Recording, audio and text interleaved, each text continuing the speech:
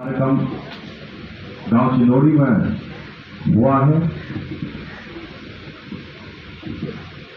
ये कार्यक्रम पूरे उत्तर प्रदेश के हर गांव में एक साथ हो रहा है। ऐसा कोई गांव नहीं है जिस गांव में इस टाइम ये कार्यक्रम ना चल रहा हो। कहीं ना कहीं हर जगह किसी न किसी गांव में किसी न किसी जनप्रतिनिधि को भेजा गया।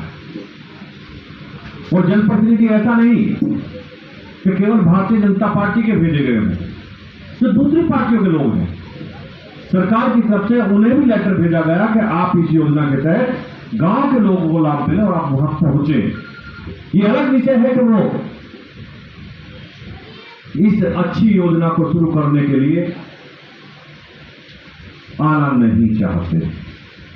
बहुत जगह से मुझे खबर आई कि फला पार्टी के फला नेताजी को बुलाया गया था, लेकिन वो नहीं आए। है नहीं, गांव की जनता को इस योजना का लाभ मिले, वो तो ताज्जुब इसी बात का मानना है।